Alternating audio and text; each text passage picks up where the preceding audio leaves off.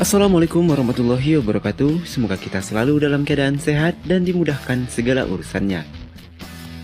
Dan film ini merupakan sebuah kisah nyata yang terjadi pada tahun 2006. 6 orang perampok hanya menggunakan 4 pistol mainan dengan mudahnya berhasil merampok Bank Rio de Janeiro. Dengan hasil rampokan lebih dari 15 juta US dollar, dan yang lebih menarik lagi adalah dalang dari perampokan terbesar abad ini ialah penulis skenario dari film ini sendiri, yaitu Fernando Aurajó. Lalu bagaimana cara mereka melakukan perampokan tersebut? Cerita dimulai di suatu malam yang sedang hujan. Mobil yang melaju kencang mencipratan air ke tubuh Fernando Aurajó.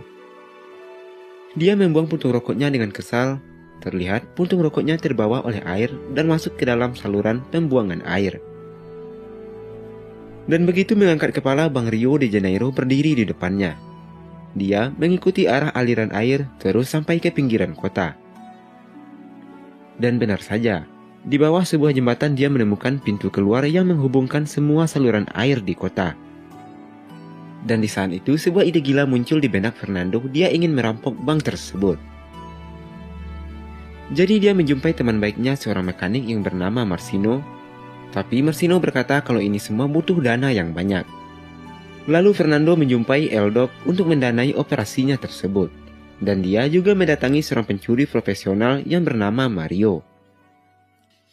Lalu mereka pergi ke drainase yang berada di depan bank dan memasukkan pita pengukur ke dalam penutup lubang.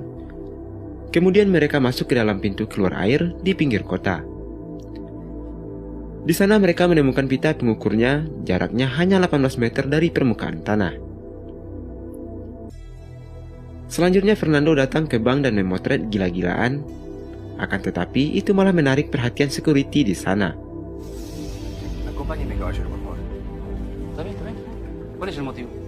Dia dibawa ke ruangan security di lantai bawah dan brankas bank juga berada di sana.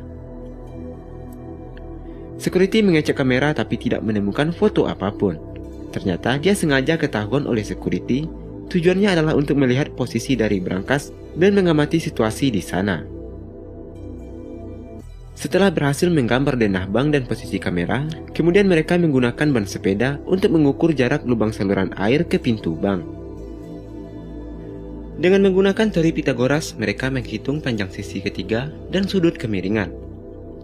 Mereka langsung menemukan lokasinya dan berencana menggali sebuah terowongan yang langsung menyambung ke dalam lemari besi di dalam bank. Dan mereka pun mulai melakukan penggalian.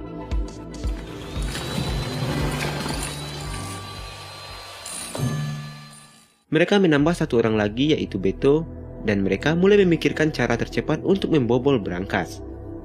Setidaknya diperlukan 1 menit dengan las untuk membuka satu brankas. Jika membuka semua, 400 brankas butuh 7 jam, dan itu sangat tidak mungkin. Tidak kehabisan akal, Mario pergi ke cabang lain dan menyewa sebuah brankas, kemudian mencatat model brankasnya untuk dipelajari. Mereka melanjutkan menggali terowongan tiap malamnya. Besok harinya mereka sengaja memarkirkan sebuah mobil di atas salah satu lubang drainase. Tiba-tiba polisi datang menghampiri. Mereka beralasan sedang menunggu temannya. Untungnya tidak lama Beto pun datang dan polisi pun pergi. Terowongan yang sudah hampir selesai digali, tetapi mereka masih belum menemukan cara menghindari alarm keamanan. Dan akhirnya Mario yang sudah putus asa memutuskan untuk keluar dari tim. Hal ini membuat Fernando sedikit frustasi. Beberapa hari kemudian Fernando mendatangi Mario karena dia menemukan sebuah ide cemerlang. Fernando mengatakan kalau merampok bank, polisi dalam 2 menit sampai ke tempat kejadian. Dan kalau menggali terowongan, alarm setiap menit bisa saja berbunyi. Fernando mengatakan jika merampok bank dan menggali terowongan, polisi tidak akan menyangka. Karena sampai sekarang ini polisi masih belum mengembangkan sistem anti perampokan yang bisa mencegah secara bersamaan. Selanjutnya Marcino menyelesaikan mesin pembuka kotak brankas, Fernando mempersiapkan senjata, dan Mario menyiapkan penyamaran. Setelah persiapan matang, mereka menjalankan rencana perampokan dengan membagi tugas masing-masing. Tahap pertama, Fernando dan Beto serta 2 orang lainnya masuk ke dalam bank secara normal. Sedangkan Marcino dan yang lainnya masuk melalui terowongan. Setelah sampai di dalam, mereka langsung mengeluarkan pistol dan pura-pura melakukan perampokan. Señoras, señores, esto es una llenalo, te dije. Vos también, pelotudo, dale, vamos, vamos. Di saat yang sama, mereka juga mengunci pintu keluar dari sana.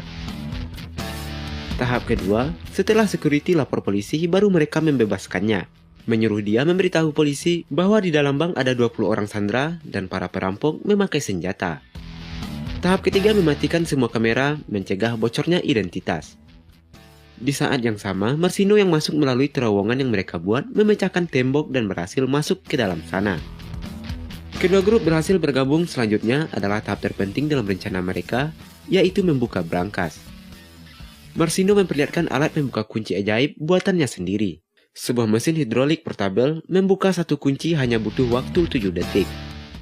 Kemudian mereka seperti membuka kotak mainan, merusak brankas gila-gilaan.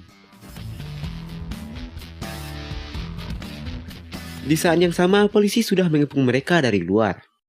Di sisi lain, seorang sandera meminta izin untuk buang air kecil, dan Doc mengizinkannya buang air kecil di pot tanaman. Selanjutnya, seorang negosiator polisi bernama Miguel menelpon para perampok.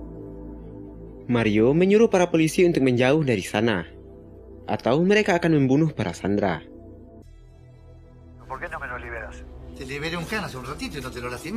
Ternyata Fernando sudah memperhitungkan hal ini.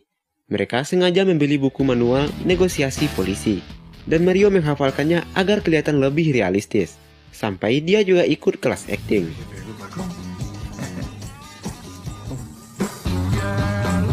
Sementara itu, Fernando terus mengumpulkan kotak yang berisi emas dan uang. Tiba-tiba salah seorang sandera kembali meminta izin untuk buang air kecil. Karena kasihan, Mario melepaskan sandera tersebut. Tidak lama setelah itu, telepon milik salah seorang sandera berdering. Ternyata itu adalah pengingat hari ulang tahun seorang nenek. Lalu Mario mencari sebuah kue kecil dan merayakan ulang tahun sang nenek.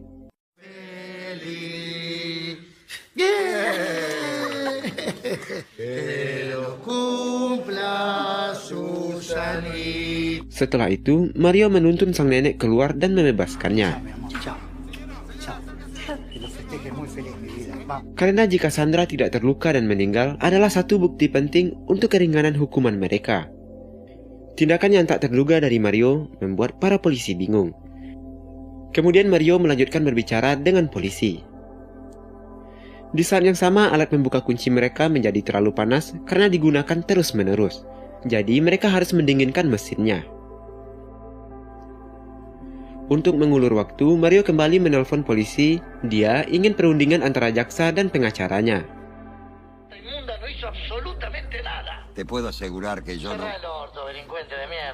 Di saat yang sama, Mario memberinya nomor telepon salah satu sandera di sana. Tidak lama kemudian telepon Sandra berbunyi. Mario memasukkan lollipop ke mulutnya, pura-pura menjadi pengacara. Satu orang memainkan dua peran, mempermainkan kepala polisi habis-habisan. Sementara itu, alat pembuka kunci mereka mulai bekerja. Tidak lama kemudian jam tangan semua orang berbunyi di saat bersamaan. Dan Fernando mengirimkan perintah terakhir untuk berkumpul dan kemudian mundur. Mario mengeluarkan telepon genggam untuk menelpon kepala polisi. Untuk terakhir kalinya, ia meminta dikirimkan 5 pizza ke dalam. Di sisi lain mereka memasukkan kantong-kantong uang dan emas ke dalam terowongan. Emas dan perak yang tak terhitung jumlahnya meluncur ke saluran terowongan. Dan di sana sudah dipersiapkan 2 perahu.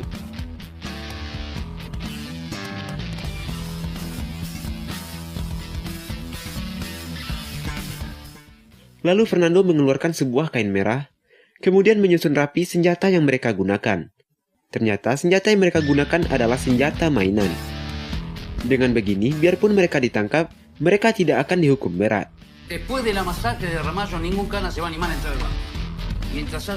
Demi memberikan waktu lebih banyak untuk kabur, Mario membersihkan lantai baru masuk ke terowongan.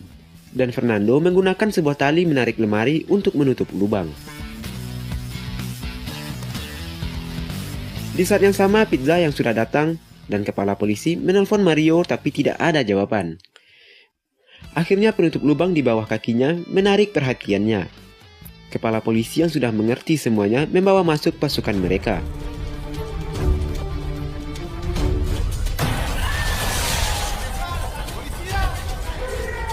sementara Fernando dan kawannya sudah naik ke perahu.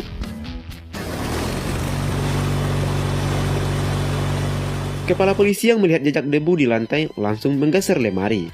Tetapi ada sebuah granat yang diikat di sana. Dan rekan kerjanya melaporkan semua senjata yang digunakan oleh perampok adalah mainan. Berarti granatnya juga bohongan. Kepala polisi itu langsung masuk ke terowongan dan menyuruh orang untuk menjaga pintu keluar saluran air. Tetapi Fernando dan kawannya mengambil jalan berlawanan. Lalu salah seorang yang bertanggung jawab menjemput mereka memarkirkan mobil di atas penutup lubang drainase. Kemudian membuka lantai mobil dan mereka keluar satu persatu bersama hasil rampokannya.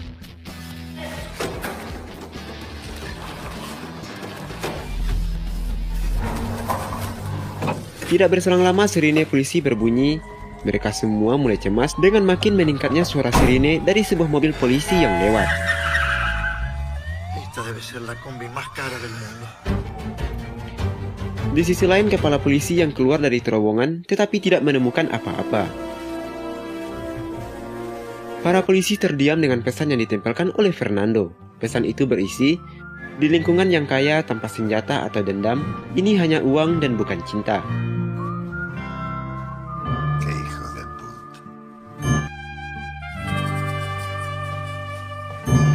Di sisi lain, 6 orang perampok melihat uang yang tidak akan habis sampai beberapa keturunan.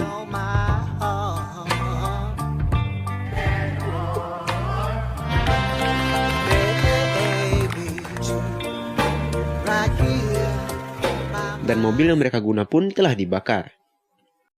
Setelah membagi hasil rampokan, mereka berpisah dan aksi mereka menjadi berita utama di setiap media massa.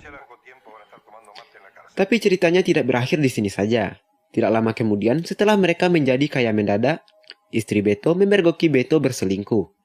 Istrinya yang dalam kemarahan melaporkan suaminya ke polisi atas perampokan yang dilakukannya. Lalu pengejaran pun dilakukan, tidak lama kemudian semuanya tertangkap.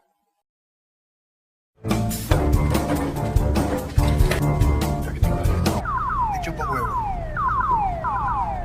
De una cinematográfica persecución.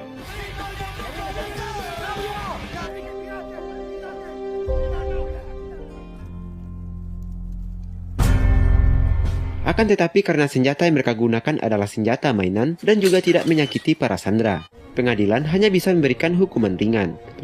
Sedangkan Fernando dalang perampokan hanya dihukum selama 1 tahun 7 bulan. Setelah keluar dari penjara, mereka kembali melewati hari-hari sebagai orang kaya. Sedangkan jumlah spesifik yang dicuri di Bank Rio de Janeiro sampai sekarang masih menjadi misteri.